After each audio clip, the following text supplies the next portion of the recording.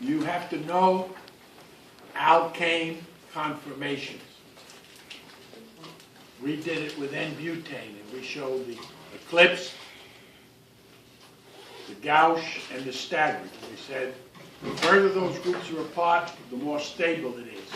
So or anti. So the anti-conformation, when one methyl is up and one is down, more stable. No steric hindrance, minimal steric hindrance. You have to know how to take an alkane or a substituted alkane, which is what you have on the test.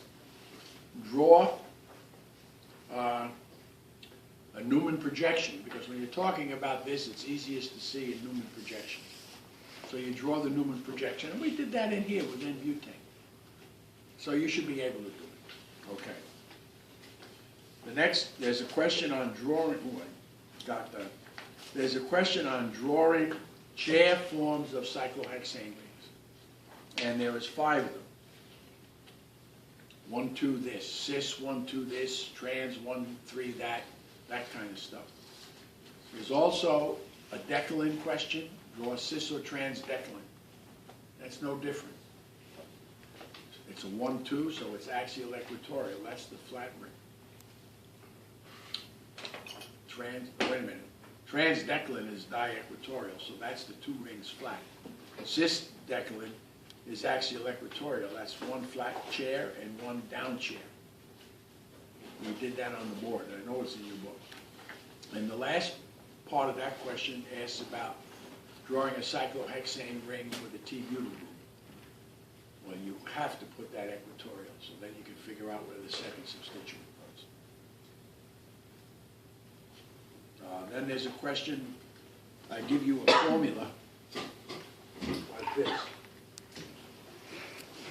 Not this one.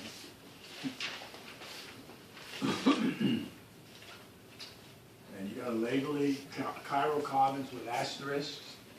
You've got to draw all the Fisher projections of the isomers, the optical isomers. You have to label them erythro, threo, meso, if there is one. You have to point out which ones rotate plane polarized light and which don't, if there's a meso compound. What else? I said all of that. Then you have to be able to convert the Fisher projection into a sawhorse projection. That's an eclipse sawhorse, and then into a more stable sawhorse, and then into a Newman projection. And then you have to be able to label each chiral carbon R or S. And remember, you only have to do one of the enantiomers because you can figure out all the others from the one. And then there's a question on resolution of an optically active racemic mixture of an acid using a chiral amine. I didn't tell you that before, but that's what it is. Just what we talked about in class. You form the diastereomeric salts, you separate them, and you recover the acid. Then there are definitions. I expect to get all of these because I have never done this with a class before. Giving you all of these because you're a nice kid.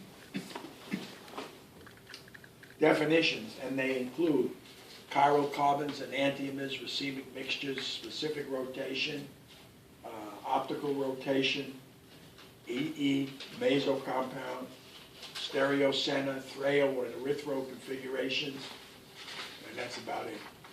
And that was it. There's only 6 questions. Excuse me. That's one of your friends to remind.